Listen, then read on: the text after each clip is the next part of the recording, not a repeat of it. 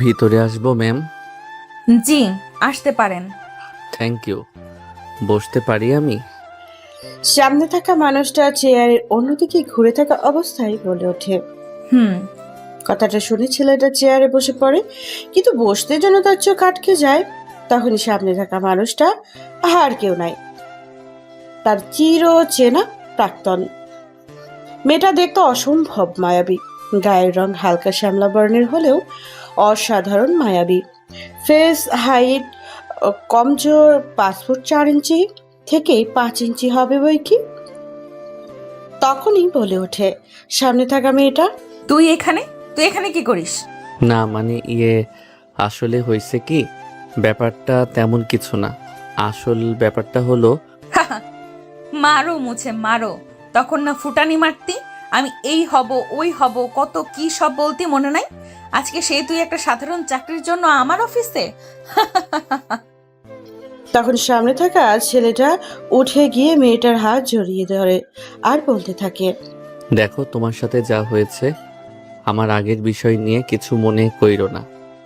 আমার একটা চাকরির খুব দরকার, খুব দরকার। কম করে হলেও 15টা ইন্টারভিউ দিছি, কিন্তু সব জায়গায় আমি ব্যর্থ। তাই বাধ্য হয়ে কোম্পানিতে। থাক, আর বলতে হবে না। আসলে দুঃখের সাথে বলতে হচ্ছে, আমরা তো অ্যাকাউন্টিং ম্যানেজার পোস্টে অলরেডি একজনকে নিয়ে নিচ্ছি, এখন আর কাউকে নিতে পারবো না। প্রিয়াঙ্কার বাচ্চা যত রাগ সব আমার উপরে। তুই দেখার সমস্যা না, কিন্তু আমার চাকরিটা খুবই দরকার। প্লিজ মনটা নরম করো। বাসায় আমার অসুস্থ মা। চাকরিটা খুবই দরকার, প্লিজ। এই ছেলে, তোর তো কথাবার্তা ঠিক নেই। বসের সাথে কিভাবে কথাবার্তা বলতে হয় জানিস না? আসছে চাকরি নিতে, একবার তুই করে বলিস, একবার তুমি করে বলিস, আমি তোর তুই লাগি? কথাটা বলে প্রিয়াঙ্কা আমাকে একটা থাপ্পড় মেরে দেয়। থাপ্পড়টা কি, আমি গালে হাত দিয়ে ভ্যাবাচ্যাকা হয়ে দাঁড়িয়ে আছি ওর দিকে, আর মনের মধ্যে অটোমেটিক গান বাজতে থাকবে। ছলো ছলো নয়নে হাসি মাখা চলনে। ধরো, এটাও তো মনে নাই। আমার দ্বারা একটা গানও হবে না। এভাবে অবাক হওয়ার কিছু নেই, তবে একটা জব দেওয়া যায় কিন্তু। কোনো কিন্তু না, যেটা হবে সেটাই আমি করব। আমার কোম্পানিতে পিয়ন পোস্টে একটা লোক লাগবে, কিন্তু সেখানে যোগ্য লোক দরকার, যাতে কথাবার্তা শুনে, যা অর্ডার করা হয় ভালোভাবে পালন করে। আমি করব। আপনাকে তো এই জব দেওয়া সম্ভব না, আপনার কথাবার্তাই ঠিক নাই। আপনার পরিবার আপনার শিক্ষা দেয় নাই, অফিসে বসের সাথে কিভাবে কথা বলতে হয় জানেন না? এটা আমার প্রথম চাকরি তো, এর আগে ওইভাবে আর কোথাও করা হয়নি। দেখেন, চাকরির একটা শর্ত থাকে, যেটাকে বলে গাইডলাইন রুলস। আপনার বেতন হবে 10,500 টাকা।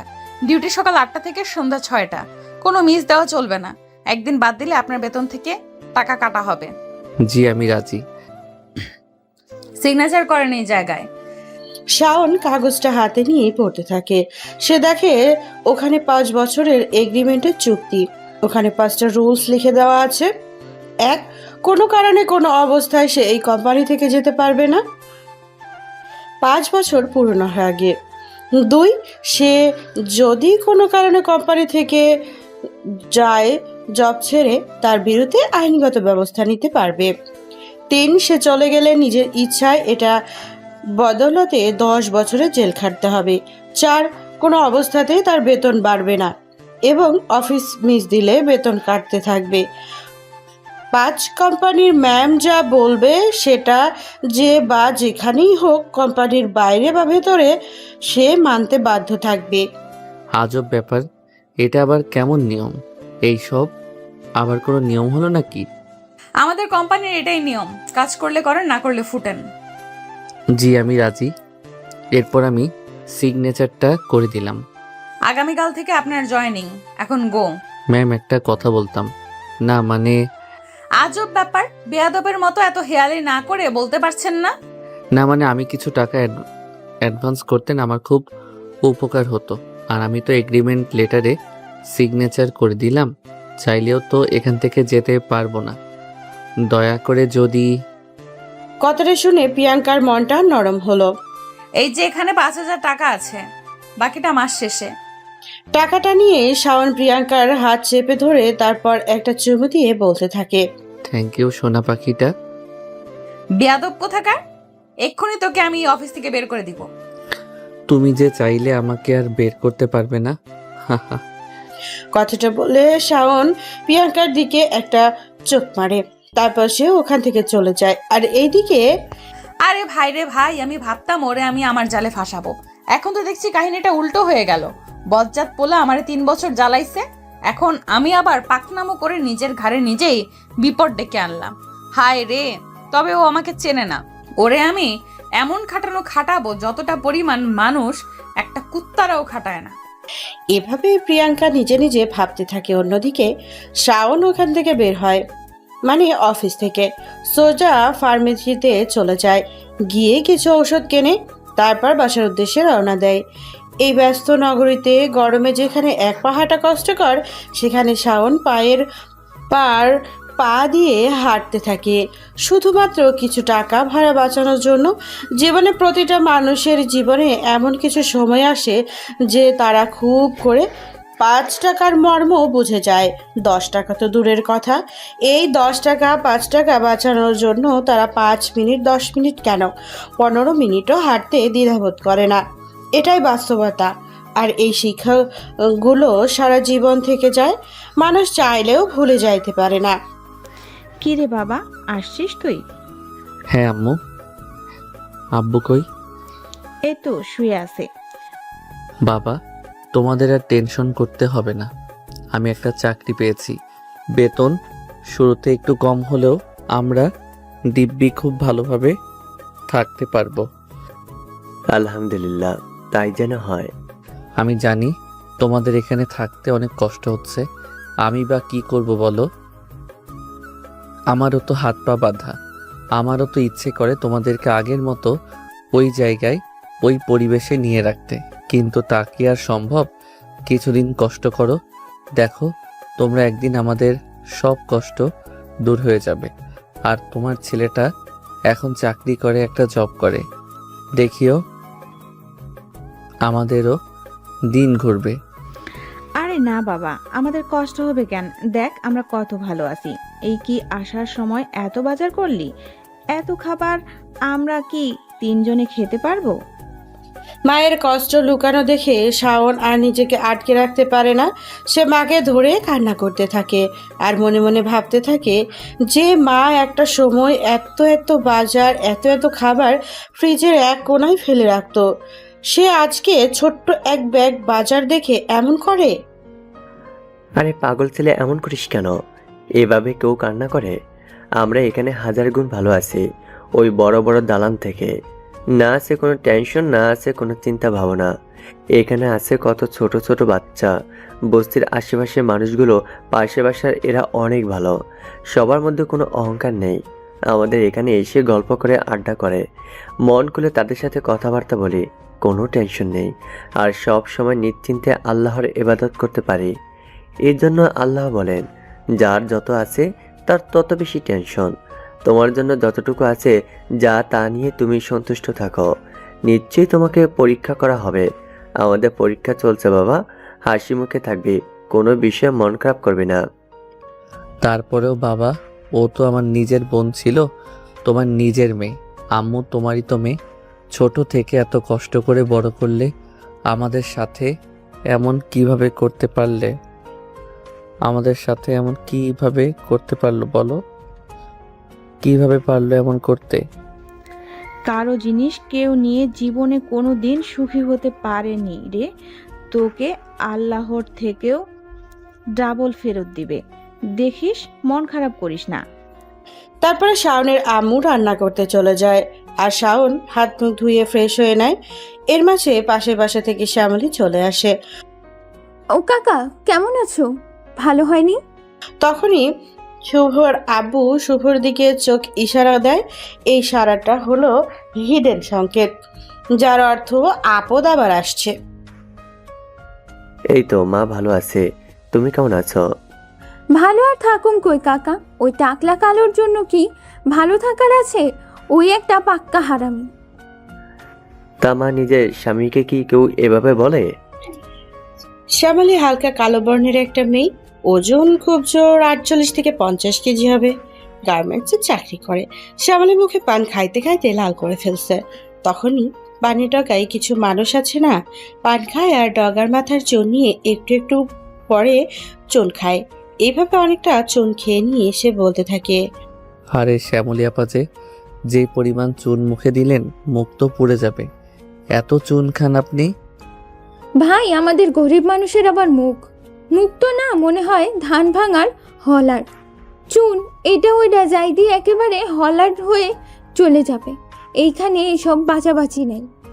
আপা আপনিও না পারেন। আপনার সাথে কথাই জীবনে কেউ পারবে না। আজ আমরা এই জায়গায় না আসলে গরিব মানুষের মন কখনোই বুঝতাম না। তার মুখে যাই বলুক, ভেতর থেকে তারা কতটা নিঃস্বার্থভাবে পরোপকারী। এদের মন সত্যি অতুলনীয়।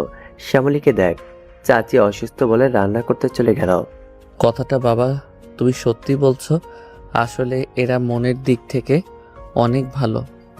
হ্যাঁ রে, মনে রেখো বাবা, আমি একদিন তো বড় হবই, আর লাইন বাই লাইন আমাদের সাথে হয়ে যাওয়া অন্যায়ের বিচার আমি করব, খুব ভয়াবহভাবে, যা কল্পনারও বাইরে। কথাটা বলে শাওন বাইরে চলে যায়। ওইদিকে শ্যামলী গিয়ে শাওনের মাকে রান্নার কাজে হেল্প করে। এভাবে দিনটা গড়িয়ে রাত হয়ে যায়।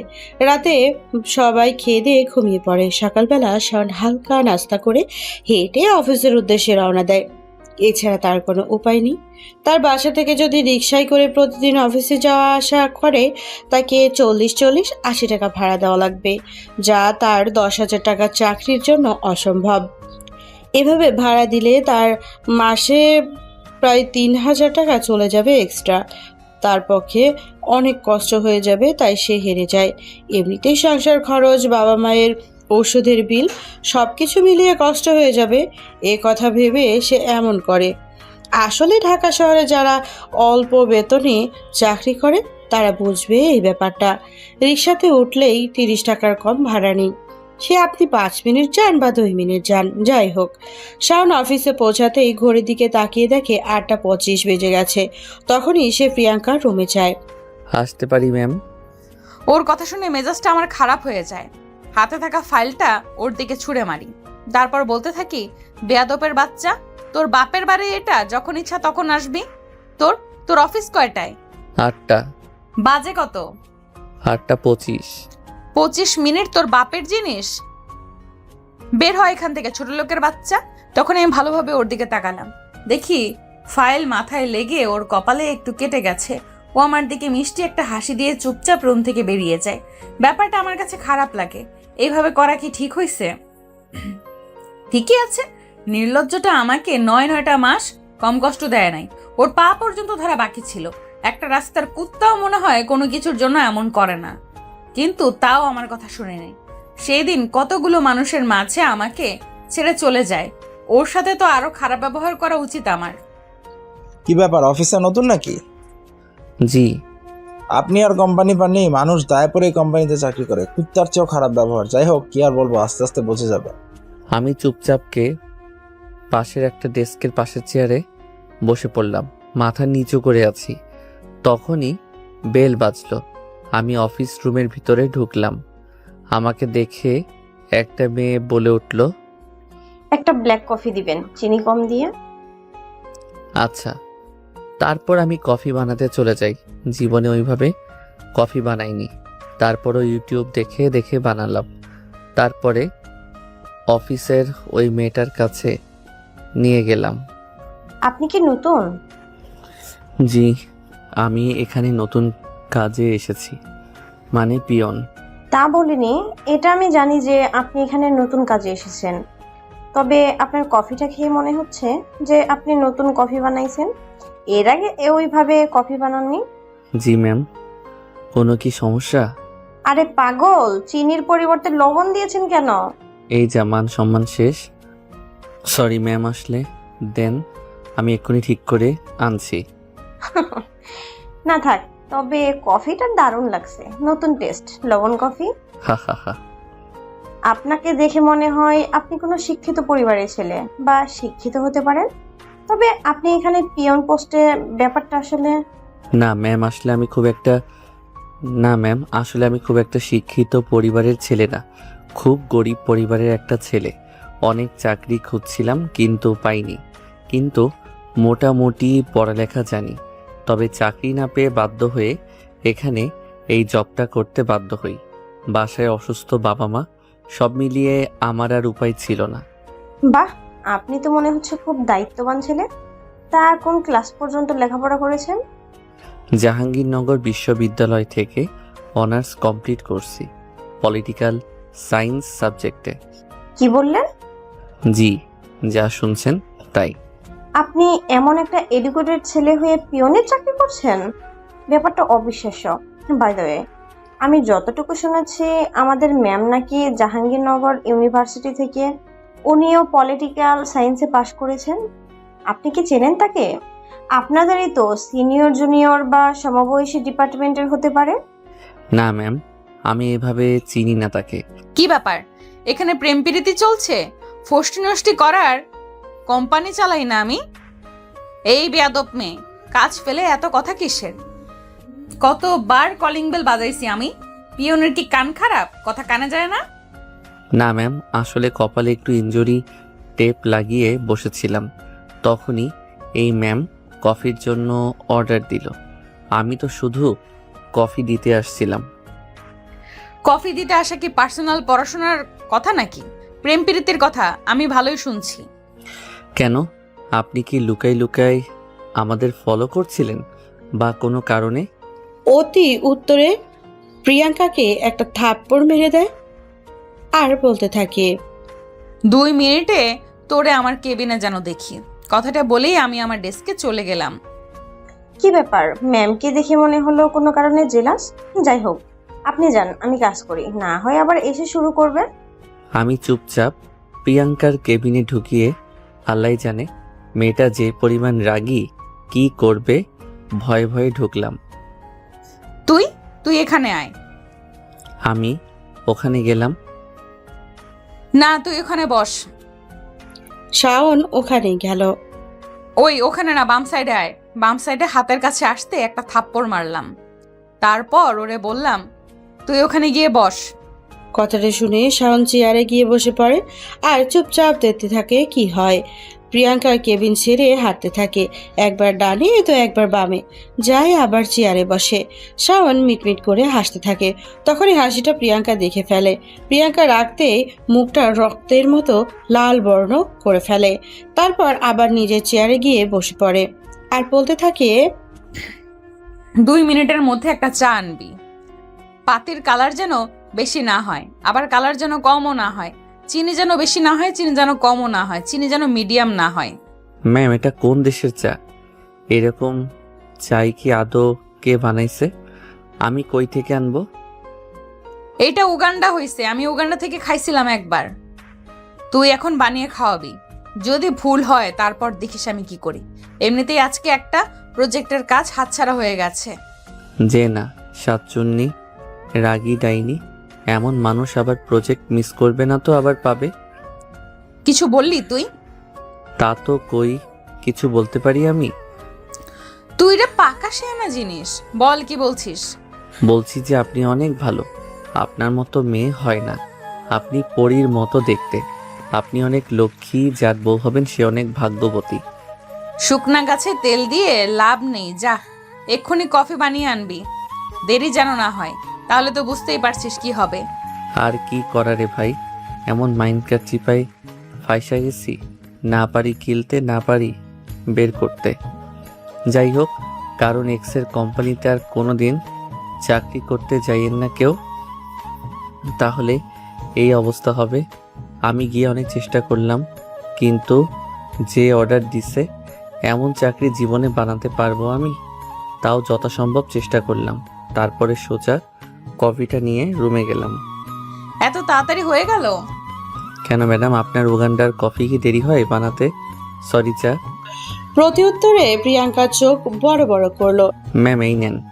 প্রিয়াঙ্কা কফিটার 2টা চুমুক দিতে ওয়াক্থু বলে ফেলে দিল। তারপরে প্রিয়াঙ্কা বলে উঠল, এইদিকে আয়। কেন সোনা, কি দিবা নাকি? হ্যাঁ সোনা, তুমি অনেক কফি বানাইছো, তাই তো আদর করব। আমি কি নিজের কানকে বিশ্বাস করছি? তোকে বিশ্বাস তো করতে ইচ্ছা করছে, কিন্তু আমার কানে কি আমি ঠিক শুনছি? হ্যাঁ শোনার ঠিকই শুনেছ, আসো একটু আদর খাবা না? ওরে আমার বুড়ো মুলুটা রে। আমি বুড়ো হলাম কবে? আমার কাছে এসো শোনা, বোঝাচ্ছি কবে হবে।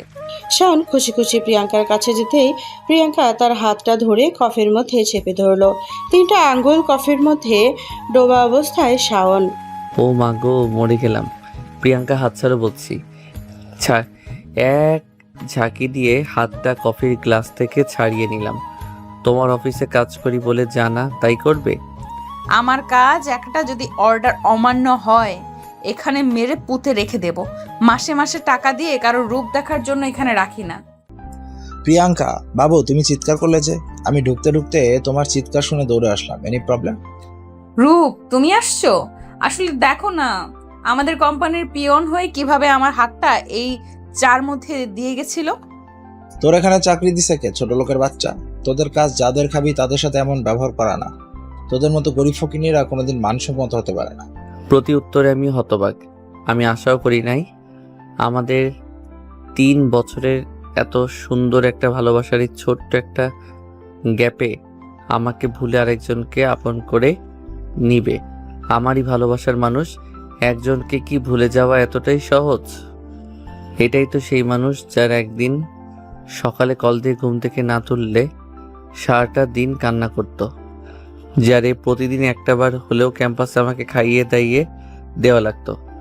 এটাই তো সেই মানুষ আমার জন্য পাগল প্রায় অবস্থায় প্রতিনিয়ত থাকতো, আমার একটা কথা শোনার জন্য পাগলের মতো ছটফট করত। সেই মানুষটা। কিরে ছোট লোকের বাচ্চা, কি ভাবছিস? বেরো রুম থেকে, না হয় গায়ে হাত পড়ে যাবে কিন্তু। এরে আজকে বের করে দিব। বাবু শান্ত হও তুমি। 5 বছরের চুক্তি ভিত্তিক, চাইলেই হবে না। কিরে তুই এখনো যাসনি? বের হ। কথাটা শুনে আমার হুঁশ আসলো। আমি মাথাটা নিচু করে চুপচাপ বের হয়ে আসলাম। তারপরে সোজা সাথে উঠে আসলাম। আকাশে সূর্যের আলো প্রচণ্ড বেশি।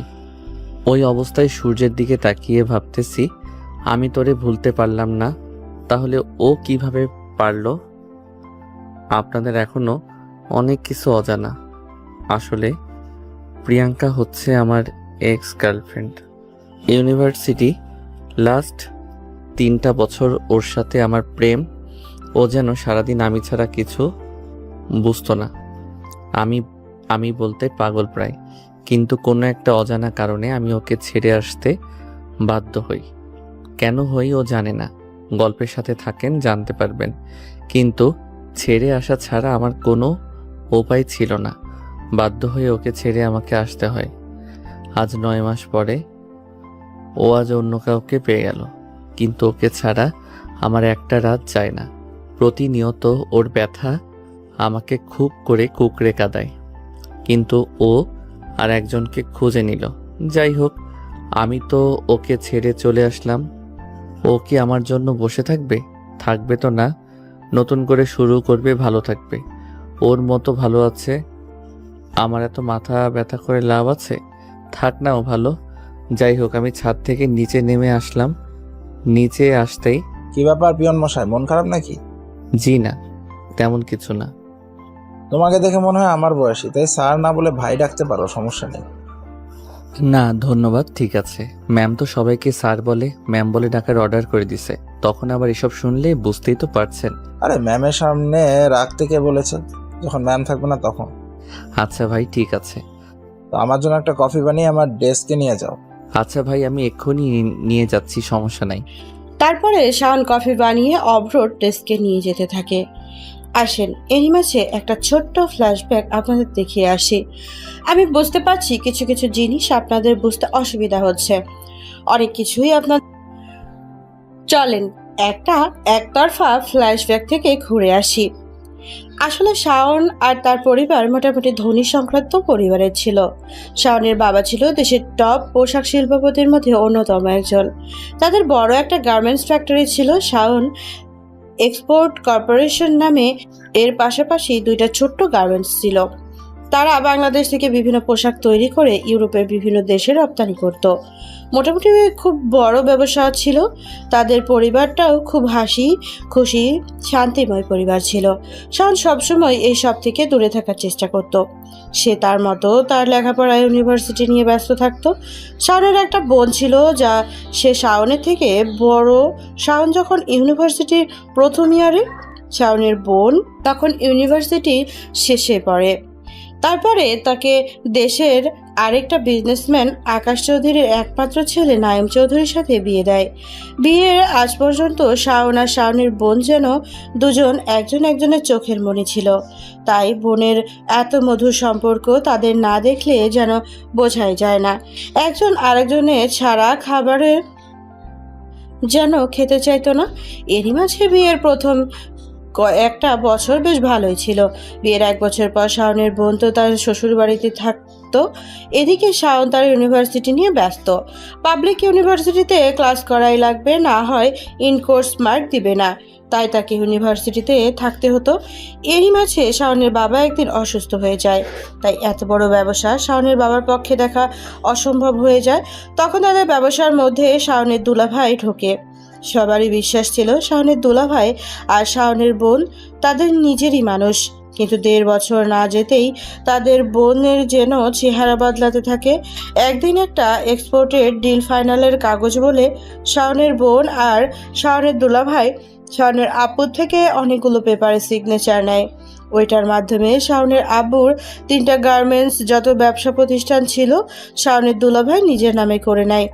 নাইম চৌধুরী কিন্তু শাওনের বোন জানতো যে শুধু গার্মেন্টস, সেই ব্যবসা যেমন আছে তেমনি থাকবে, শুধু গার্মেন্টসগুলো তার নিজের নামে করতে হবে।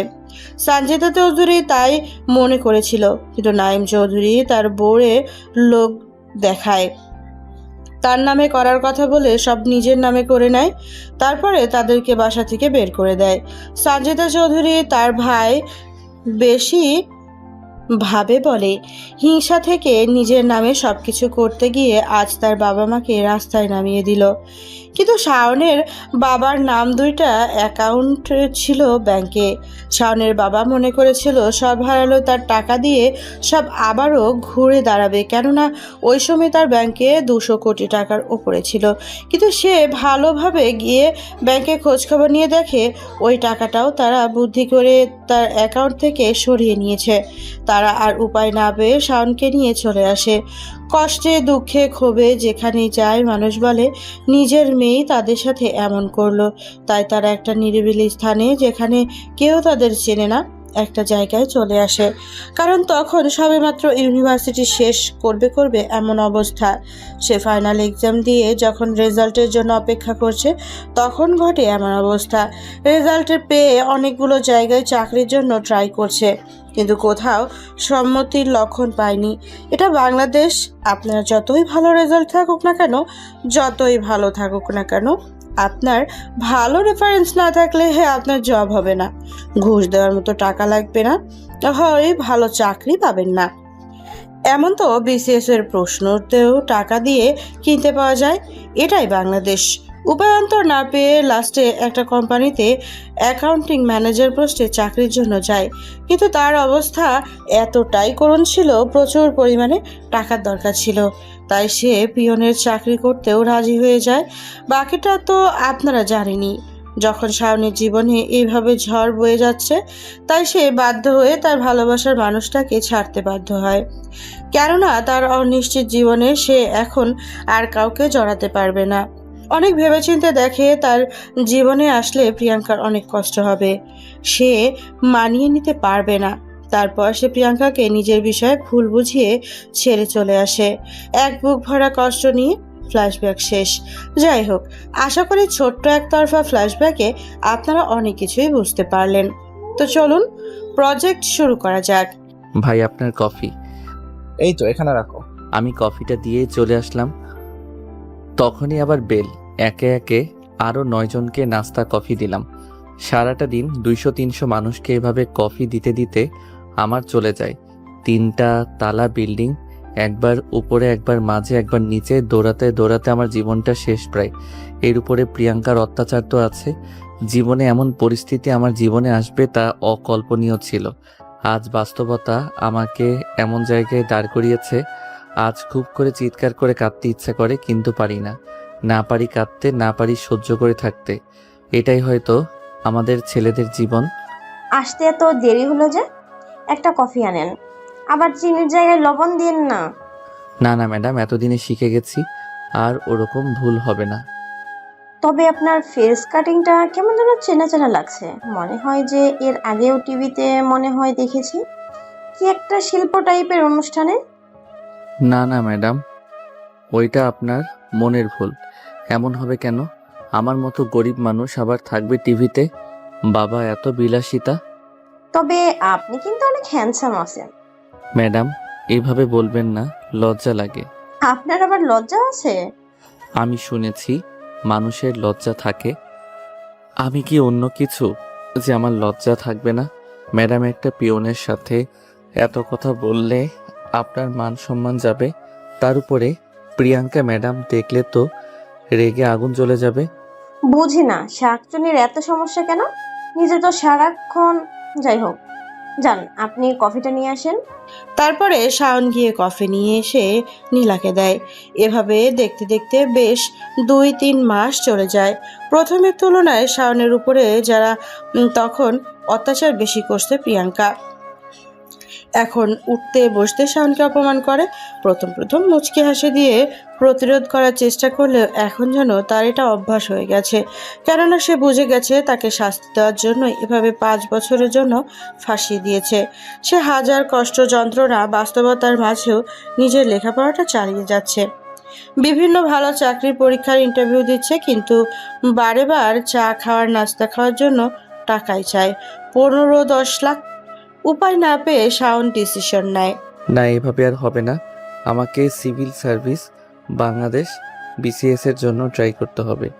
না হয় অসম্ভব, শুধু এ দুয়ার ও দুয়ার ঘুরে বেড়াবো, কিন্তু জব পাবো না। তার উপরে যে যন্ত্রণা দিচ্ছে প্রিয়াঙ্কা, এর থেকে মাঝে মাঝে মনে হয় মারা গেলেই হয়তো ভালো হয়। যাই হোক, একটা ভালো জবটাকে পাই, তারপরে এটার ব্যবস্থা করা যাবে। এসব ভাবতে ভাবতে আম্মু খাবার নিয়ে আসলো। বাবা, তোর আসতে আজকে রাত হলো যে? বাবা, তুমি তো দেখছই ওই এখানে বেতন কম, তার উপরে যে পরিমাণ পরিশ্রম করায়। আমি আরেকটা জব খোঁজার চেষ্টা করছি, কিন্তু সব জায়গায় টাকা চাই। কি করব বুঝতে পারছি না। আমার মনে হয় তুই তো পলিটিক্যাল সায়েন্সে পড়ছিস, তুই বিসিএস প্রশাসন ক্যাডার পরীক্ষা দিতে পারিস। আমি বিশ্বাস করি আমার ছেলে অনেক মেধাবী, তার ইনশাল্লাহ হয়ে যাবে। এমন মেয়ে পেটে রেখে আমি কি বড় ভুল করলাম? আজ আমার ছেলের এই অবস্থা। যেই আমরা একটু সময় হাজার হাজার মানুষকে চাকরির ব্যবস্থা করতাম, আজকে সেই আমার ছেলে। আল্লাহ গো, এদিন দেখার আগে আমাকে নিয়ে গেলে না কেন? এভাবে বলে না, আল্লাহ নারাজ হবে। নিশ্চয় ধৈর্যশীলদের সাথে আল্লাহ আছে। ধৈর্য ধারণ করো, তাই দেখবে আমাদের দিন আবার ভালো হবে। শুধু ধৈর্য ধরো। আমার আল্লাহকে এত মানি, এত ভালোবাসি, তারপরেও আল্লাহ কেন আমাদের সাথে এমন করছে? এটাই কি তার প্রতিদান? তিনি তো সৃষ্টিকর্তা, সব থেকে ক্ষমতাশালী। তাহলে আমাদের উপর অন্যায়ের বিচার কি তিনি করবেন না? এতটা ধৈর্য হারা ইমান হারা হলে হবে না। আল্লাহ যখন যাকে খুশি দেয় আবার নিয়ে নেয়, আবার ইচ্ছে করলে দিতে পারে। তাই এইসব নিয়ে এতটা অসন্তুষ্টজনক কথাবার্তা না বলাই ভালো। শাক দিয়ে কি আর মাছ ঢাকা যায়? আল্লাহ আমাদের ভুলে গেছে। শক্ত সময় তুমি যদি শক্ত না হও, ধৈর্য না ধরো, তাহলে তুমি তো ধৈর্যশীলদের কাতারে পড়লে না। তোমার সাথে যদি সবকিছু ভালোই হবে, তাহলে তোমাকে কেন এই পৃথিবীতে তিনি পাঠালো? কেনই বা বলল এই পৃথিবীটা একটা পরীক্ষা মাত্র? তাই ধৈর্য আমাদের ধরতেই হবে মা। আমার ছেলেটা কবে বড় হলো? অনেক আগেই হয়েছে, শুধু একটা বউয়ের ব্যবস্থা করলে না? হ্যাঁ, আমার ছেলেটা একদিন প্রশাসন ক্যাডার হবে, বড় অফিসার হবে। সেদিন আমার ছেলেকে ধুমধাম করে বিয়ে দিব। আমরা এখন যে কষ্ট করছি, পরে মেয়েকে নিয়ে এমন এই কষ্টের মধ্যে কিভাবে রাখবো?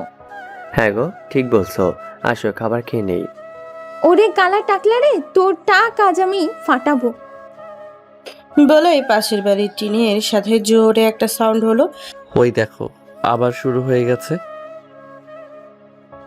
তোমরা খেতে বসেও দেখি কি হলো। তারপরে শাওন আর তার বাবা খেতে থাকে। তখন শাওনের মা শ্যামলীদের বাসায় যায়। দেখছো চাচি, আজকে আবার আমাকে টাকার জন্য গায়ে হাত দিছে। আপনারা তো দেখে শিক্ষিত মনে হয় চাচি। আপনি বলেন তো, বউয়ের টাকা মানে জামাইয়ের টাকা না? এই শ্যামলী কথাটা বোঝে না। আহারে আমার রূপের পুরুষ রে, আমি কষ্ট করে টাকা আনবো আর তুমি সেই টাকা দিয়ে মদ গাঁজা খাবা না? অত গুড় আইতেছে রে। কত গুড়ে কত চাল হয়, তাও আমি তোরে দেখাবো। এই তোর কপালে টিকটিকি টিকটিকি। ও মা গো, নড়িস না, নড়িস না। কথাটা বলেই রুকমান শ্যামলীর কাছে টিকটিকি ধরা বলতে গিয়ে হাত থেকে ছো মেরে টাকা নিয়ে দৌড় মারে। শুভর মা শ্যামলীকে শান্ত করে তারপর নিজের রুমে চলে আসে। তারপরে এসে খাবার খেতে বসার সাথে সাথে গল্প করতে থাকে। এভাবে দেখতে দেখতে রাত পার হয়ে যায়। পরের দিন সকালে শুভ সব কিছু গুছিয়ে অফিসের উদ্দেশ্যে রওনা দেয়। সে বাসা থেকে বের হয়ে হাঁটতে থাকে। সে চুপচাপ রাস্তার ধার দিয়ে হাঁটতে থাকে। 8টা বাজে 5 মিনিট এসে পৌঁছায় অফিসে। সে তখনই বেল বেজে ওঠে। ম্যাডাম, আমাকে ডাকছেন? কিছু লাগবে আপনার? আপনাকে দেখলাম হেঁটে আসতে, বাস বা রিক্সায় কেন আসে না? না ম্যাম, তেমন কিছু না, সমস্যা নাই, এমনি। আমি কিছু জিজ্ঞাসা করছি, বেশি প্রশ্ন করলে কি হয় আশা করি এতদিনে বুঝে গেছেন। যে পরিমাণ স্যালারি পাই ঢাকা শহরে, আব্বু আম্মু আমি 3 জন থাকতে কষ্ট হয়ে যায়। তার উপরে আব্বু আম্মুর ওষুধ খরচ, খাওয়া খরচ, তার ভিতরে যদি মাসে 3000 টাকা প্লাস মাইনাস ভাড়া লেগে যায়, তাহলে আমার জন্য অনেক কষ্ট হয়ে যাবে। এসব নাটক বাদ দেন। এত কোটিপতির ছেলে আমার এখানে টাকার জন্য চাকরি করে, এইসব পাগল আমারে বোঝান? কি ধান্দা নিয়ে এখানে আসছেন বলেন? যদি মনে করেন এসব ধান্দা করে আমাকে আবার পটিয়ে ফেলবেন, তা আর কখনো সম্ভব না। ওই দিন আপনার পা পর্যন্ত ধরে আটকে রাখতে পারিনি, কিন্তু আজকে এসে আপনি পড়ে আছেন আমার জন্য। এ সকল উল্টোপাল্টা ভাবনা না করে এখান থেকে চলে যান, আপনার জন্য ভালো হবে। যতদিন থাকবেন তত বেশি কষ্ট পাবেন। Thank you your compliment. তবে ম্যাম, আমি এক্সট্রিমলি সরি। আসলে আপনার চিন্তাভাবনার সাথে বাস্তবতার অনেক আলাদা। আমি এইসবের জন্য পড়ে নেই, আপনি ভুল ভাবছেন। তাই নাকি? আমি যখন রূপের সাথে কথা বলি ক্লোজলি মিশিয়ে, আপনার কষ্ট হয় না? আজব তো ম্যাম, আমার কষ্ট হবে কেন? আপনি যার সাথে ইচ্ছে মিশতে পারেন, কথা বলতে পারেন, এতে আমার বিন্দু মাত্র সমস্যা নাই। বুঝলাম, এখান থেকে যান। তারপর আমি ওখান থেকে চলে আসি। এভাবে দেখতে দেখতে আরো 2টা মাস চলে যায়। এই 2টা মাসে অনেক কিছু পরিবর্তন ঘটে গেছে। দিন দিন যেন প্রিয়াঙ্কার অত্যাচার আরো বেড়ে গেছে। কিন্তু শাওন পরিস্থিতির শিকার হয়ে মুখ বুজে তা সহ্য করে। একদিন শাওন, একটু পরে আমার কেবিনে আসো। বাব্বা, সূর্য কোন দিক থেকে উঠল? আমি কি স্বপ্ন দেখছি? যে মানুষটা দিনরাত আমাকে কষ্ট দেওয়ার ধান্দা করে, সে আজকে নিজের মুখে এত সুন্দর ব্যবহার। এত হা হওয়ার কোনো কারণ নেই, যা বলছি তাই করো। দ্রুত কেবিনে আসো বলে আমি আমার কেবিনে চলে আসলাম। কি ব্যাপার শাওন সাহেব? ম্যাম আজকে আপনার সাথে তো ভালো ব্যবহার, বুঝলাম না ব্যাপারটা। আরে ভাই, আমি নিজেই বুঝছি না, না জানি কোন বাসটা আমার জন্য অপেক্ষা করতেছে। দেখে আসি।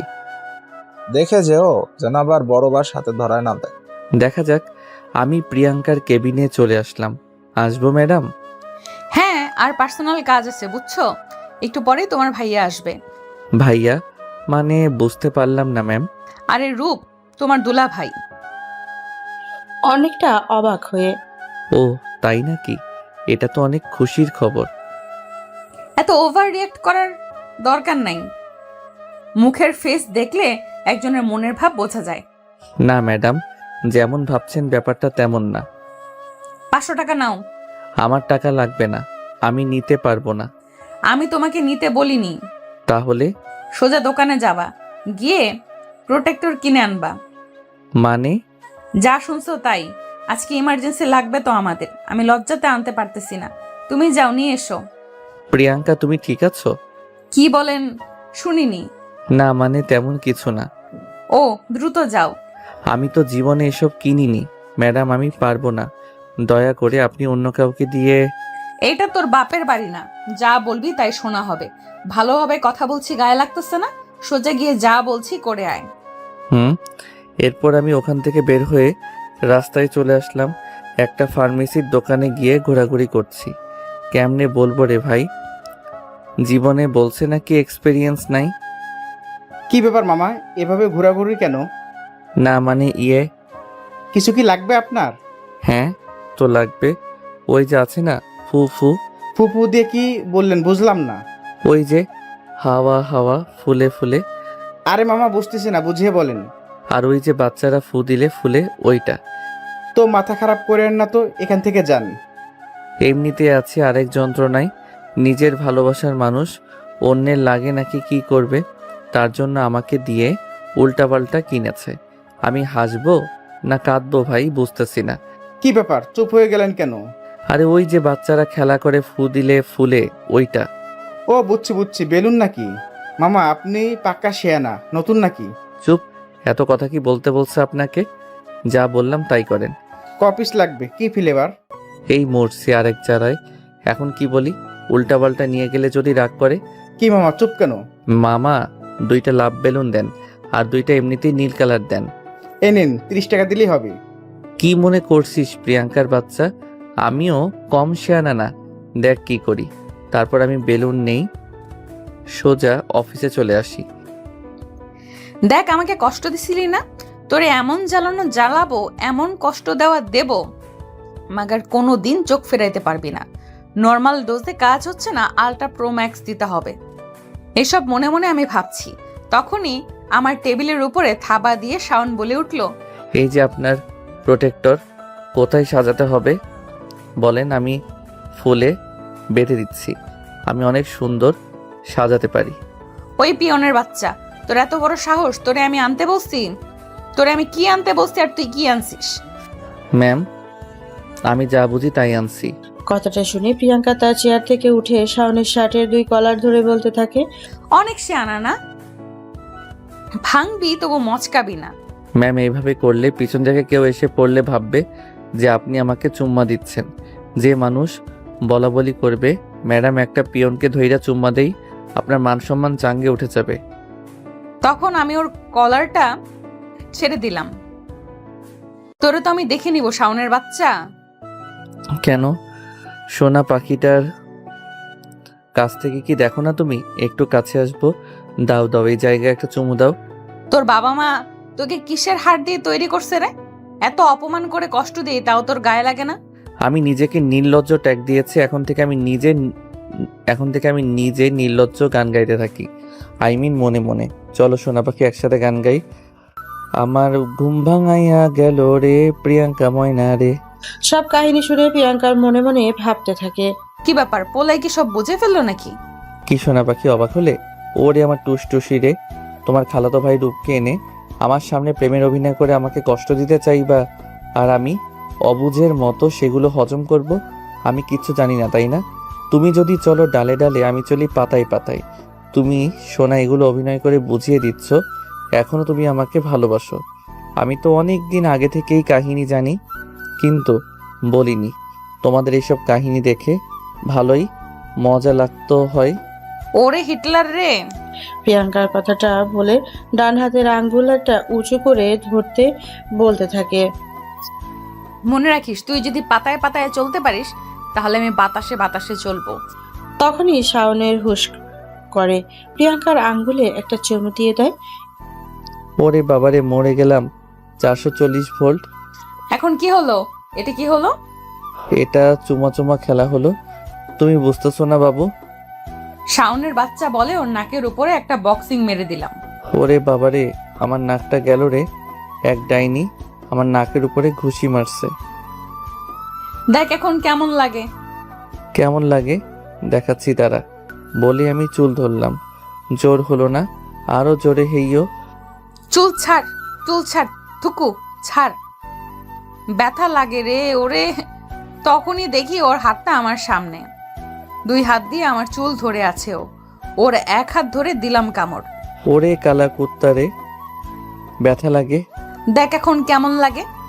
এরা এদিকে মারামারি করতেছে, এরই মাঝে রুমের মধ্যে জোরে সাউন্ড শুনে পাশের কেবিন থেকে নীলা উঠে আসে কি হয়েছে দেখার জন্য। ম্যাম, কিসের সাউন্ড হলো? এই সরি আস্তাগফিরুল্লাহ। কথাটা শুনে প্রিয়াঙ্কা আর শুভ দুজনকে ছেড়ে দেয়। কি হচ্ছে কি এখানে? সার্কাস চলতেছে? কারোর রুমে আসতে গেলে নক করে আসতে লাগে, জানিস না? আর এই তোর কত বড় সাহস আমার চুল ধরছিস? বলে ঠাস ঠাস করে 2টা থাপ্পড় মেরে দিলাম। নীলা, পুলিশকে কল দাও। আসলে আমি ম্যাম বুঝতে পারিনি, হইচই শুনে আমি দৌড়ে আসি। দয়া করে ম্যাম, পুলিশকে কল দিবেন না। ঘটনাটা অ্যাক্সিডেন্টলি হয়েছে, আমি আসলে চাইনি এমন কিছু হবে, কিন্তু হয়ে গেছে। প্লিজ, এই মুহূর্তে আমার একটা কিছু হলে আমার পরিবারকে। বেয়াদপের বাচ্চা, মিথ্যা নাটক সাজানো বন্ধ করবি? তোরে 2 দিন সময় দিলাম, এখান থেকে চলে যাবি। তোর মতো মিথ্যাবাদী, নির্লজ্জ, বেহায়া কুত্তা, লুচি, ইন্দুর, বিচি ঝালের বুটি, তেঁতুলের চাটনি, বেহায়া ছেলে আমি আর জীবনও 2টা দেখিনি। এই মেয়ে, তুই হাসলি কেন? ম্যাম, এমন ডায়াবেটিস মার্কা বকা আমি জীবনেও শুনি নাই, মজা ছিল। একটা থাপ্পড় মারবো বেয়াদব, এখান থেকে যা। তারপর নীলাম মিটমিট করা হাসতে হাসতে নিজের কেবিনে চলে যায়। তখনই প্রিয়াঙ্কা বলে ওঠে, দেখো শাওন, শুধু শুধু এখানে থেকে আমার মেজাজ খারাপ করবা না তুমি। অনেক কষ্ট দিয়ে চেষ্টা করলাম, তোমাকে এখান থেকে আমি বের করতে পারলাম না। দয়া করে তুমি এখান থেকে চলে যাও। আমি এগ্রিমেন্টের লেটারটা নষ্ট করে দিচ্ছি, দাবি রাখবো না। এখন এত বড় একটা কাহিনী হলো, কালকে অফিসের সবাই জানবে। এখন আমাদের নিয়ে হাসাহাসি করবে, বলবে শেষমেশ ম্যামের একটা পিওনের সাথে। দেখো প্রিয়াঙ্কা, তুমি ভালোই জানো আমার সিচুয়েশন থাকলে আমি অনেক আগেই চলে যেতাম, কিন্তু আমার কিছু করার নেই, আমার হাত পা ব্যথা। আজও কি মিথ্যা কথা বলা শুরু করলে? ওই দিন যেভাবে মিথ্যা বলে আমাকে ছেড়ে দিলে। দেখো, আমি কোনো এক্সপ্লেইন করতে চাই না, আমি শুধু চাই আমাকে শান্তি মতো এখানে কাজ করতে দাও। চিন্তা করো না, খুব দ্রুত আমি এখান থেকে চলে যাব, কিন্তু এখন আমার এখান থেকে যাওয়ার পরিবেশ নেই। এখন এখান থেকে যাও। ঠিক আছে মিথ্যাবতী। এই কে মিথ্যাবাদী? তুই মিথ্যাবাদী, তোর 14 গোষ্ঠী মিথ্যাবাদী, তোর খালু মিথ্যাবাদী। বেয়াদব, যা এখান থেকে যা। না মানে মুখ ফসকে। তোর মুখে আমি নিংটি ইঁদুর ঢুকাই দিব। মানুষটা বড় হলো, এখনো সেই তেজ কমলো না। আমি এমনই, সর এখান থেকে। তারপর আমি বাইরে চলে আসি। বাইরে আসতেই, কি ব্যাপার শাওন সাহেব, ডাল মে কুছ কালা হে। ম্যাডাম ওই রকম কিছু না, আসলে অ্যাক্সিডেন্টলি। বুঝি এক্সিডেন্টলি। আর যাই হোক, অফিসে ম্যাডামের চুল ধরা যায় না। ম্যাডাম আপনার কি হয়? না মানে ইউনিভার্সিটি ফ্রেন্ড। আমার তো প্রথমে সন্দেহ হয়েছিল, কিন্তু কি আর করার। তবে অবাক করা ব্যাপার, আপনাকে ভালো পোস্টে জব না দিয়ে এই পোস্টে। ম্যাডাম চাইলেই তো একটা ভালো পোস্টে এর ব্যবস্থা করে দিতে পারে। আপনি বুঝবেন না, সে এক বড় কাহিনী। বুঝি তো অনেক কিছুই না, আবার না বুঝেও বোঝার ভান করা লাগে। আপনি কোনটা বোঝাতে চান বলেন, চুপচাপ বোঝার চেষ্টা করি। আপনি ব্যাপারটা। কি ব্যাপার? আপনারা এখানে কি করেন? এখনো জাননি কেন? না মানে ম্যাম, উনি আপনার কি হয় জানতে চাচ্ছিলাম আর কি। জানার অনেক শখ, এসব জানাজানির জন্য আপনাকে এখানে রাখা হয়নি। যা হয়েছে দেখেছেন, ভুলেও যেন অফিসের একটা লোকের কাছে খবর না যায়। আমি যদি শুনছি, সাথে সাথে কিন্তু বরখাস্ত করে দেব। না ম্যাডাম, এমন হবে কেন? আমার চাকরিটা অনেক দরকার। এমনিতেই একটা ভালো চাকরি গেলে আর পাওয়া কষ্ট। আমি এক্ষুনি যাচ্ছি এখান থেকে। তারপর আমি আমার নিজের কেবিনে চলে আসলাম। বাবা, হাঁপ ছেড়ে বাঁচলাম। পিয়ন থেকে তুই এখন, আবার তুই থেকে তুমি।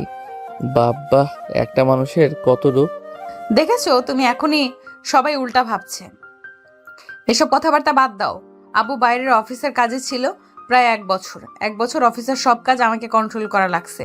পরশু আব্বু অফিসে আসবে, তারপরেই আমার ছুটি। আমি চাই না কোনো সিন ক্রিয়েট হোক, তাই আমি চাচ্ছি তুমি চুপচাপ এখান থেকে সরে যাও। সম্ভব না। অতি উত্তর না দিয়ে প্রিয়াঙ্কা ওখান থেকে চলে যায়। এভাবে অফিস টাইম ছুটি হয়ে যায়। সারা রাস্তা দিয়ে হাঁটতেছে আর ভাবতেছে, না চাইতে জীবন আর আমাদের থেকে কত কিছু কেড়ে নেয়, আমাদের শখ আহ্লাদ আর না জানি কত কি। হায়রে জীবন, আর কি খেলা দেখাবি। এই খেলায় যে আমি আর পারছি না, প্রচুর ক্লান্ত আমি। আমাকে সান্ত্বনা দেওয়ার মতো কেউ নেই। ও আল্লাহ। এসব ভাবতে ভাবতে শাওন বাসার দিকে রওনা দেয়, হাঁটতে হাঁটতে। ভাই ফুল নেন না একটা ফুল। মামনি, তুমি এতটুকু বয়সে ফুল বিক্রি কেন করো? আম্মুর জন্য ভাই। কেন, তোমার আব্বু নেই? না, বাপে তো আমাদের ফেলায় রেখে গেছে। হায় রে, ছোট বাচ্চাটাও সুখী নেই। তাহলে পৃথিবীতে আসলে সুখী কে? আমি সুখী মানুষ পাইলাম না। ভাই কি ভাবেন, নেন না একটা ফুল। কত টাকা? একটা গোলাপ 20 টাকা। এই নাও, তুমি আমাকে একটা গোলাপ দাও। তারপরে গোলাপটা না দরকার পড়লেও কিনলাম। কিছু লাগুক আর না লাগুক, এরকম অসহায় মানুষদের দেখলে এদের থেকে কিছু কিনতে হয়। আপনার প্রয়োজন না হলেও আপনার কেনাটা তার প্রয়োজন মেটায়। তারপর বাসার উদ্দেশ্যে রওনা দিলাম। একটু পরে বাসায় পৌঁছে গেলাম। বাসায় ঢুকতেই দেখি শ্যামলীর মার সাথে গল্প করে। কি গো ভাই, গোলাপ ফুল কে দিছে? চাচি দেখছেন, আপনার পোলারেও গোলাপ ফুল দেয় মায়ারা। আরে শ্যামলী আপু, ব্যাপারটা এমন না। বুঝি ব্যাপারটা কেমন আমরা। কি হয়েছে রে, ফোনটা কই পাইলি? আসলে আম্মু আসার সময় রাস্তায় একটা ছোট বাচ্চারে ফুল বিক্রি করতে দেখছিলাম, তাই বাচ্চাটার উপহার হবে ভেবে একটা ফুল কিনি আর আম্মুর জন্য। তাই নাকি? তাহলে তো আমি অনেক ভাগ্যবতী একটা মা। দে ফুলটা অনেক সুন্দর রে। এতদিন শুনতাম মাইয়ারা ছেলেদের ফুল দেয় আর পুরুষ প্রেমিক মায়া প্রেমিকাকে ফুল দেয়। এখন তো দেখি ভাই আপনি আপনার মায়ের জন্য ফুল আনছেন। এটা কি নতুন ফ্রেন্ডস মানে বুঝলাম না। ওই যে কিছুদিন পরে পরে ফেসবুকে ইউটিউবে একটা ঘটনার পর একটা ঘটনা ভাইরাল হইলে ওইটাই তো ফ্রেন্ডস বলে। আর ওইটা ফ্রেন্ডস না, ট্রেন্ড বলে। ওই একই হইল, যা লাও তাই কটু। এ মাইয়া, তুই এত কথা কই পাস? আরে চাচি, আপনি জানেন না, পাশের বাড়ির রম্বিনা খালা ওরে বুক কইতাম, ওরে জাত লজ্জায় মইরা যাই। সি কত কথা জানে, একটু হায়া পর্দা লজ্জা নাই। এদের এই কাহিনীর মধ্যে থাকলে ভাই আমি পাগল হয়ে যাব। যাই, ফ্রেশ হয়ে আসি। যাই হোক, আজকে মায়ের ছোট্ট ফুল পাওয়াতে যতটা খুশি দেখলাম, আগে কখনো লাখ টাকার গিফটেও এমন খুশি হতে দেখি নাই। এই জন্যই বলে, সন্তানের ছোট উপহার ও মায়ের কাছে আকাশ পরিমাণ সমতুল্য। তাই আপনার মা বাবা বেঁচে থাকলে ছোট ছোট জিনিস পছন্দ অনুসারে দিতে পারেন। একদিন আপনিও অনেক টাকার মালিক হবেন, কিন্তু ওই দিন এই টাকা খরচ করার জায়গা থাকবে না। খুব ইচ্ছা করবে তাদের জন্য কিছু করার, কিন্তু আফসোস তারা থাকবে না। হয়তো তাদের ওসিলায় কিছু অসহায় মানুষকে খাওয়াতে পারবেন, কিন্তু তারা যে এক্সপেকটেশন নিয়ে আপনাকে বড় করছে সেটা অপূর্ণতায় জর্জরিত থাকবে। তাই নিজের জায়গা থেকে ছোট হোক অল্প হোক তাদের মনের ইচ্ছাগুলো বোঝার চেষ্টা করবেন, নিজের সামর্থ্য অনুযায়ী দেওয়ার চেষ্টা করবেন। সেটা 5 টাকা হোক কিংবা 2-10 টাকা হোক, এই জিনিসটার পরিমাণ আপনার বাবা মায়ের কাছে এক আকাশ পরিমাণ হবে। আসলেই অনেক খুশি হয়। বাবা মা তার সন্তানের থেকে খুব বড় কিছু চায় না। ওই বৃদ্ধ বয়সে একটু সঙ্গী হবে, নাতি নাতির সাথে একটু খেলা করবে, তার ছেলে মেয়ে শেষ বয়সে তার পাশে থাকবে। এর বাইরে একটা বৃদ্ধ বাবা মার চাওয়া পাওয়ার থাকে না। খুব সীমিত হয়তো বা থাকতে পারে, কিন্তু আফসোস আমরা 10-20 হাজার টাকা দিয়ে বিড়াল কিনে পালতে পারি, কিন্তু ঠিকই পাশের ঘরের বাবা মাকে বৃদ্ধাশ্রমে পাঠিয়ে দেই। এটাই ট্রেন্ড। তবে আফসোস লাগেনি আপনি তাহলে কেন বিড়ালের পেট থেকে হলেন না? কেন আপনার মায়ের পেট থেকে হলেন? আপনার তো 20-25 বছর পর্যন্ত তারা আপনার পেছনে কুত্তার মতো পরিশ্রম করে বড় করলো, কিন্তু কি দিন শেষে পশু পাখি পালন করার টাকা হয়, বাবা মায়ের ঔষধ কেনার টাকা হয় না। এটাই স্মার্টনেস, এইটাই আধুনিক সমাজ বলে আমরা হাস্যকর ধিক্কার জানাতে ইচ্ছা করে, খুব করে ঘৃণা জানাতে ইচ্ছা করে এই সমাজ ব্যবস্থার উপরে। মনে রাখবেন, প্রতিটা মানুষই তার কৃতকর্মের ফল ভোগ করবে। আজকে তারা বৃদ্ধ, যেভাবে আপনার মনে পড়বে সেই দিন নাকি স্কুল লাইফে ছিলাম। আজকে কত বড় হয়ে গেলাম। কিছুদিন ব্যবধানে আপনিও আপনার বাবা মায়ের জায়গায় গিয়ে বলবেন, আরে সেই দিন না ওই জায়গায় ছিলাম, আজকে বৃদ্ধ হয়ে গেলাম। তাই যা করবেন অনেক ভেবেচিন্তে, জীবনে একটা সুন্দর যদি আমরা করতে পারি। গল্পে ফেরা যাক। শাওন ফ্রেশ হয়ে এসে খাবার খেতে যেই ঘুরতে যাবে তখন কিরে শাওন, তোর পড়ালেখা কি হলো? বাবা, পড়ালেখা তো চলে, তবে এত কাজের মধ্যে তো ওইভাবে আর হচ্ছে না। সামনের সপ্তাহে তো বিসিএস প্রিলিমিনারি। বাবা আমি বলি কি, আপাতত তুই চাকরিটা ছেড়ে দে। আমি ওই মোড়ে একটা না হয় কোনো ঝালমুড়ি বা কোনো দোকান নিয়ে বসি, যা হবে কোনো রকম চলে যাবে আমাদের। তাছাড়া তো কিছুদিন পর তোর চাকরি হয়ে যাবে। প্রত্যুত্তরে শাওন তার বাবার দিকে হাঁ করে তাকিয়ে আছে। অনেক সময় চুপ থাকে। বাবা, তুমি এই কথা বললে যে মানুষটা একটা সময় হাজার হাজার কোটি টাকা হাত দিয়ে নাড়াচাড়া করত, সে মানুষটা আজকে কিছু টাকার জন্য রাস্তায় ঝালমুড়ির দোকান দিতে যাচ্ছে, আর আমি ছেলে হিসেবে সেটা দেখব। দেখ বাবা, জীবনে দুইটা জিনিস মনে রাখবে। এক, কোনো জিনিসকে বিন্দু মাত্র অহংকার করবি না। আজকে তোর কাছে 2 দিন পরে দেখবি রাস্তার ফকির, যেমন আমরা আজকে। উপরওয়ালা দিবে, আবার পরীক্ষা নেবে, আবার কেড়ে নেবে। পরীক্ষা যদি সন্তুষ্ট হও, তিনি মন উজাড় করে তোমাকে দিবে। 2, জীবনে কারো প্রতি কোনো আশা রাখবে না। আল্লাহ ছাড়া এই পৃথিবীতে কেউ আপন না। যতই সম্পর্ক হোক, যতই রক্ত হোক, যতই আশেপাশে মানুষ হোক, বা যতই তোর মা আমরা আমাদের জায়গা থেকে ঠিক আছি। কিছু মানুষ হাতে গোনা 1-2 জন পাবি নিঃস্বার্থভাবে তোকে ভালোবাসবে, কিন্তু তাছাড়া সবাই কোনো না কোনো স্বার্থের জন্য তোকে ভালোবাসবে। ঠিক বলছো বাবা, কিন্তু আমি বেঁচে থাকতে আমার বাবাকে আমি এগুলো করতে দিব না। তার একটা ছেলে আছে, সেটার মা বাবার দায়িত্ব নিতে জানে। তোকে নিয়ে আমার আজ গর্ব করতে ইচ্ছে হয়। তোর মতো একটা ছেলে যেন প্রতিটা মা বাবা পায়, তাদের জীবন তাহলে আর কোনো কিছু অভাব থাকবে না। কেননা পৃথিবীর সব থেকে যে দামি জিনিসটা তাদের কাছে থাকবে। বাবা, কাঁদিস না বাবা, দেখিস আল্লাহ একদিন তোর দিকে মুখ তুলে তাকাবে, তোর হতাশা দূর হয়ে যাবে। তাই যেন হয় গো। মাঝে মাঝে তোমার এই আল্লাহর প্রতি এত অটল বিশ্বাস দেখে আমি অবাক হয়ে যাই। আল্লাহ তোমাকে কতটা ভালোবাসে।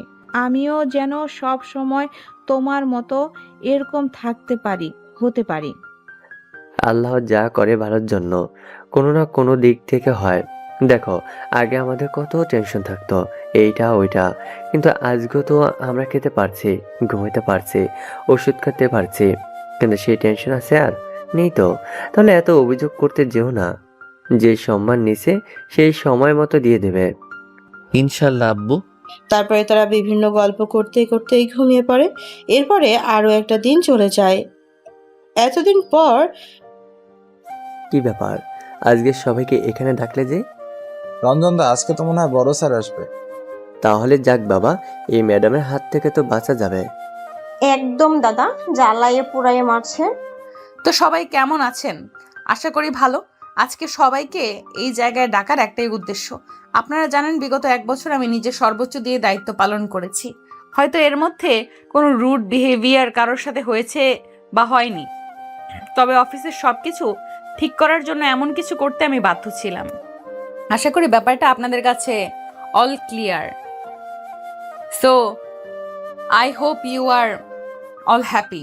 সো আজকে আমার সাথে আমার সম্মানীয় বাবা সাহাব চৌধুরী আছেন। আমি তার কাছে সব দায়িত্ব বুঝিয়ে এখান থেকে সরে যাচ্ছি। আশা করি আপনারা আমার উপর কোনো অসন্তুষ্টি রাখবেন না। না না ম্যাডাম, আপনার মতো মানুষ কি হয়? লাখে একটা। স্যার অনেক ভাগ্য করে আপনার মতো মেয়ে পেয়েছে। বাবা, এমন মেয়ে কি হয় সহজে? ভাই দেখেন, তেল মারা শুরু হয়ে গেছে প্রমোশনের জন্য। একটু আগেই নিচ থেকে খারাপ বললো, আর এখন আর কত কিছু দেখবো, দেখার নাই শেষ। ধন্যবাদ রঞ্জক তোমাকে। আশা করি আমার মেয়ে সব কিছুই ঠিকঠাক পালন করেছে। সে অনেক দায়িত্ববান একটা মেয়ে। যাই হোক, এই ছেলেটাকে নতুন লাগে? জি না, মানে তোমাকে কোথায় যেন দেখেছি। দেখেছি, মনে পড়ছে না? খুব চেনা চেনা লাগছে তোমার মুখটা। না না স্যার, চিনতে যাবেন কেন? হয়তো কখনো রাস্তায় দেখতে পারেন বা কোনো জায়গায়। না না, তোমার মুখটা অনেক মনে পড়ে না ঠিক। ও মনে পড়ছে, তুমি না শিল্পপতি শফিউল্লাহর ছেলে, যার বাড়ি ব্যবসা সব কিছুই তার জামাই নিজের নামে লিখে নিয়েছে। শফিউল্লাহ তো একদিন মিটিংয়েই তোমার ছবি দেখাইয়াছিল আমাকে। সময় ব্যস্ত, তাই তোমাকে আর দেখা হয়নি সামনাসামনি। তোমার বাবা কোথায়? অনেক খুঁজছি, কিন্তু ওই সবার পরে তো উধাও। না না, ভুল ভাবছেন, আমি তো উনি নই। বাবা মিথ্যা বলছে, ওর নাম শফিউল্লাহ। আরে হ্যাঁ, আমি জানি তো, ও তো শফিউল্লাহর ছেলে। ও জাহাঙ্গীরনগর ইউনিভার্সিটিতে পড়েনি? হ্যাঁ বাবা। বিষয়টা আউট অফ কন্ট্রোল দেখে শাওন ওখান থেকে দৌড়ে বের হয়ে যায়। এই ছেলে, কই যাও? দাঁড়াও বলছি, দাঁড়াও। কে শোনে কার কথা? শাওন এক দৌড়ে বের হয়ে যায়। তারপর ওই বাবা আমি না তোমার কথা বুঝলাম না, একটু খুলে বলবে কাহিনীটা কি? আরে কিছুদিন আগে।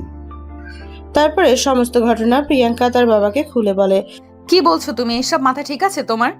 আরে ঠিক আছে, তুই তো নিউজ টিউজ দেখতেই চাস না, এসব খবর রাখবি কই থেকে?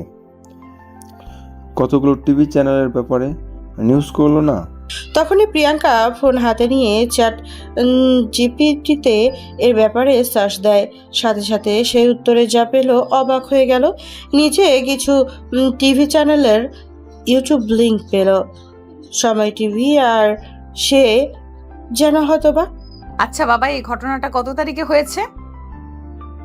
সম্ভবত 12 থেকে 13 জুলাই। তুই তার একটা হবে, শিওর না আমি। তুই ওখানে পরে দেখ, পাবি তো। 13ই জুলাই? আরে আমাকে 15ই জুলাই মানে ওর ব্যাপার। বাবা আমি আসছি বলে এক দৌড়ে বাড়ি চলে আসলাম। পাগলের মতো হন্য হয়ে শুভকে খুঁজতে লাগলাম, সাথে ড্রাইভার সহ আরো 2 জনকে লাগাই দিলাম খুঁজতে। এতদিন নাকি ভুলটাই না বুঝেছি আমি। পাগলটারে কত কষ্ট দিছি, কিন্তু ও আমার ভালোর কথা ভেবে নিজে এত বড় স্যাক্রিফাইস করে গেল। আর আমি দিনের পর দিন কিনা অত্যাচারটাই করেছি, সেটা মুখ বুজে সব সহ্য করে গেল। না, ওকে আমাকে খুঁজে বের করতেই হবে। শাওন, ওই শাওন কই তুমি? অন্যদিকে কি হলো ব্যাপারটা? দেশের টপ বিজনেসম্যানের ছেলে আমাদের কফি চা টানতো। ঠিক হয়েছে, চাকরির জন্য একবার গিয়েছিলাম, অযোগ্য বলে নেয়নি। আজকে তার ছেলে আমাদের চা টানছে। রঞ্জন ভাই, আপনার মন এত ছোট? ছি। তো যাই হোক, এই ব্যাপারটা এখানেই ক্লোজ। যে যার কাজে যাও, মন দিয়ে কাজ করো। আসলেই কিছু মানুষ অযোগ্য থাকলে নিজেকে রঞ্জনের মতো ছোট লোক পরিচয় দেয়। আমরা কখনো এমন ক্যারেক্টারের অন্তর্ভুক্ত হব না। আমরা এখন মানুষের অন্তর্ভুক্ত হব, যা হবে সব দিক দিয়ে পারফেক্ট, যাতে কথা কখনো আটকে না যায়। যাই হোক, প্রিয়াঙ্কা অন্য হয়ে শাওনকে খুঁজতে থাকে, কিন্তু তাকে যেন হুট করে চোখের আড়াল থেকে হারিয়ে ফেলেছে। কি হলো বাবা, আজকে এত সকালে চলে আসলি? না, চাকরিটা করা হবে না গো। কেন, কিছু হয়েছে কি? এক লম্বা কাহিনী, বাদ দাও। আমি চাই না শুধু শুধু ওখানে থেকে ঝামেলা হোক। তুই যখন বলছিস আমাদের ভালোর জন্যই, তোকে প্রশ্ন করব না। চিন্তা করিও না, এতদিন কম বেশি যা টাকা জমাইছি অন্তত 2-3 মাস তো চলতে পারবো আমরা। এর মাঝে পরীক্ষাটা চুপচাপ দিয়ে নিয়ে নিরিবিলি, তারপরে আবার চাকরি ইনশাল্লাহ আল্লাহ ব্যবস্থা করে দিবে। আচ্ছা রে, এসব কথা এখন একটু রেস্ট নে, তারপর পড়ালেখায় মন দিস। এভাবেই একটা সপ্তাহ চলে যায়। শান ভালোভাবে তার পরীক্ষা শেষ করে। অন্যদিকে প্রিয়াঙ্কা হন্যে হয়ে তাকে খুঁজতে থাকে। একদিন বিকেলে শান বাইরের খাবারে কিছু কাঁচা বাজার করতে যায়। তখনই পেছন থেকে প্রিয়াঙ্কা তাকে দেখে ফেলে। সে তাকে না ডেকে চুপচাপ ফলো করতে থাকে। ফলো করতে করতে তাদের বস্তিতে চলে আসে। বস্তিতে তাদের গলিটা পার হয়ে বাম দিকে খুপড়ি করা ছোট্ট ছোট্ট 2টা রুম করা বাসাতেই ঢুকে। তখন শান রুমে ঢুকে দরজাটা রেখে যেই বসে, প্রিয়াঙ্কার রুমের মধ্যে ঢুকে পড়ে। প্রিয়াঙ্কার সামনে শাওন তার বাবা মা দাঁড়িয়ে আছে। অনেকখানি নীরবতা ভেঙে তুমি আমাকে এসব কেন বলনি? কেন ওই দিন আমার থেকে এগুলো লুকালা না? উত্তরে নিশ্চুপ, এখনো চোখ। প্রিয়াঙ্কা দৌড়ে গিয়ে ঠাস করে একটা থাপ্পড় মেরে দেয় শাওনের গালে। কেন ওই দিন আমার থেকে এগুলো লুকালা? কথা বলতে বলছি আমি, কেন ওকে বলিসনি বল? আমি কি এতটা স্বার্থপর যে ভালো অবস্থায় ভালোবাসতে পারবো, খারাপ অবস্থায় ছেড়ে দিব? নিজেকে কি মহান প্রেমিক মনে করিস যে ভালোবাসার জন্য তুই একাই সবকিছু করে যাবি? তুই একাই সব স্যাক্রিফাইস করবি? তুই একাই তোর ভালোবাসার মানুষকে ভালো রাখার চেষ্টা করে যাবি, হাজারটা কষ্ট যন্ত্রণা সহ্য করে? পাশে থাকা শাওনের আব্বু আম্মু প্রিয়াঙ্কাকে চেনে। ইউনিভার্সিটিতে থাকা সবাই অনেকেই তাদের বাসায় গিয়েছিল, কিন্তু প্রিয়াঙ্কাকে তারা শাওনের বন্ধু ভাবত। কিন্তু এখন ব্যাপারটা একটু উল্টা পাল্টা দেখে চুপচাপ অন্য রুমে চলে যাওয়ার জন্য যেই পা দেয়। আঙ্কেল দাঁড়ান, এখানে কতদিন আছেন? কেন, 1 বছরের মতো প্রায়।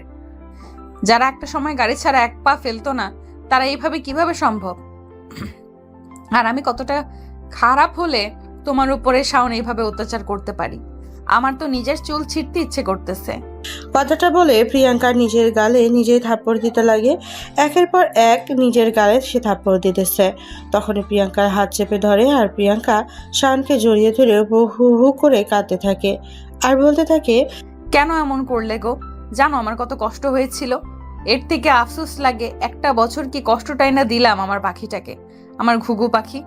হইছে হইছে, মারলে কি মারের দাগ উঠে যায়? এখন আর এত ঢং করা লাগবে না। প্রিয়াঙ্কা শাওনের চোখের দিকে তাকিয়ে, সরি মাফ করবা না? বলো করবে না গো ঘুঘু পাখি? আমি বুঝিনি, বিশ্বাস করো, বুঝলে কখনো এইভাবে তুমি কেন আমাকে বললে না? কেন সবকিছু লুকিয়ে গেলে? আমার কি কষ্ট হয় না বলো?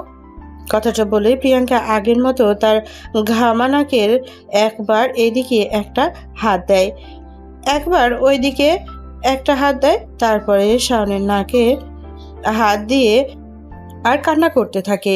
এই অবস্থা দেখে শাওনের হাসি আটকে রাখতে পারে না, জোরে হা হা করে হেসে ওঠে।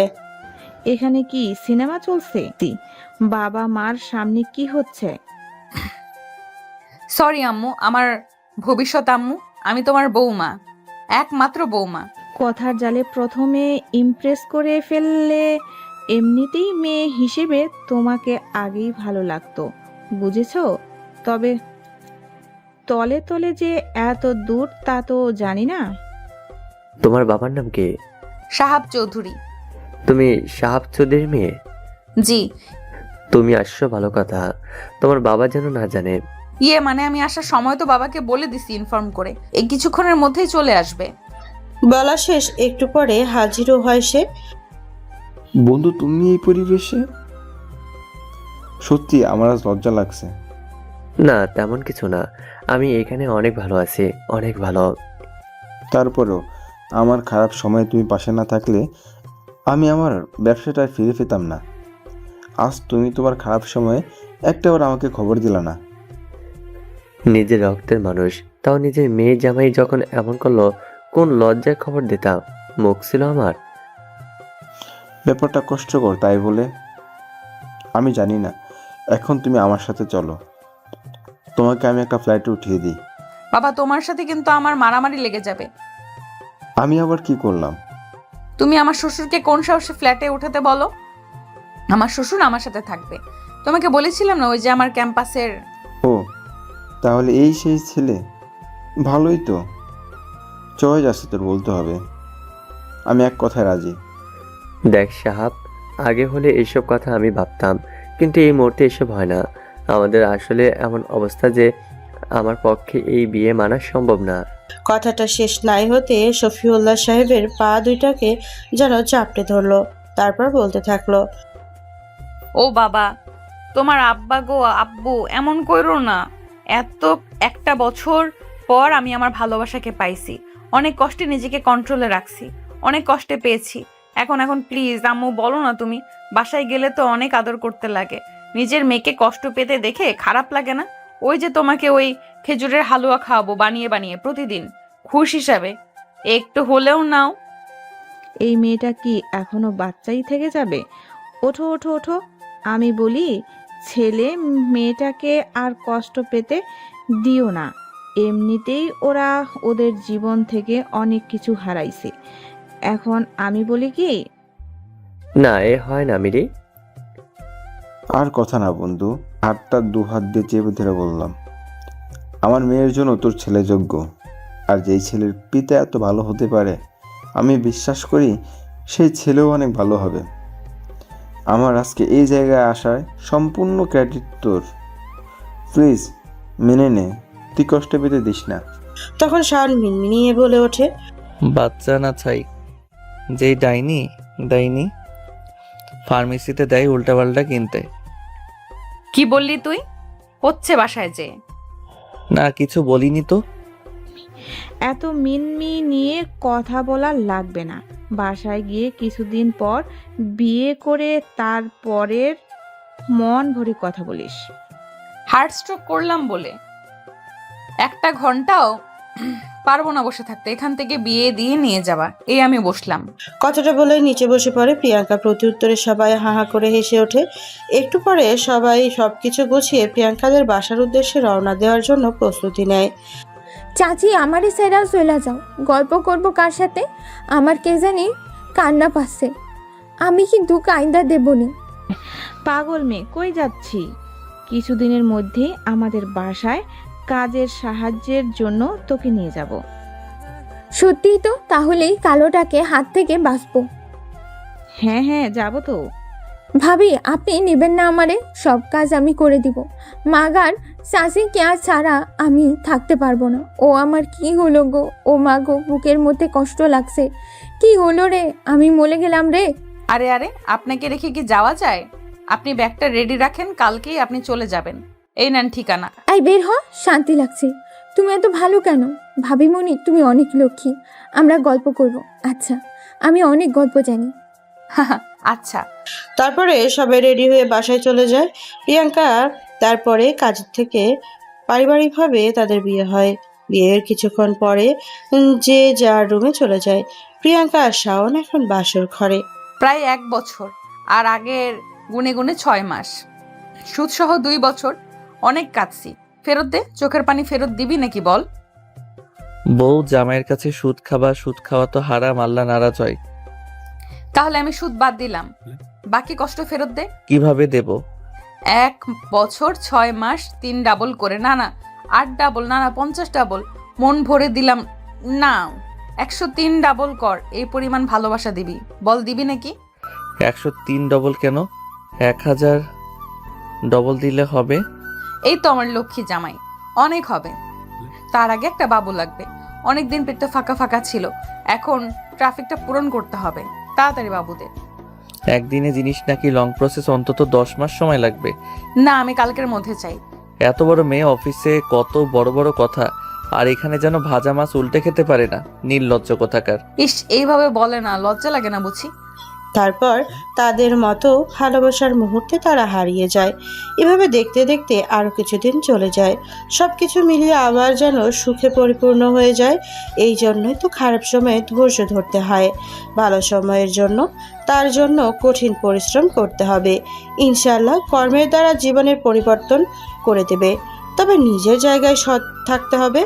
এভাবে আরো 2টা দিন চলে যায়। আজকে শাওনের বিসিএস এর রেজাল্ট দিয়েছে। সে প্রশাসনিক ক্যাডারে এএসপি যে মনোনীত হয়ে যায়। আজকের দিনটা তার স্বপ্নের মতো, বিশেষ করে শাওনের কাছে। কি বলেছিলাম না গো, আমাদেরও দিন পরিবর্তন করে দিবে, আল্লাহ তো সব দেখে।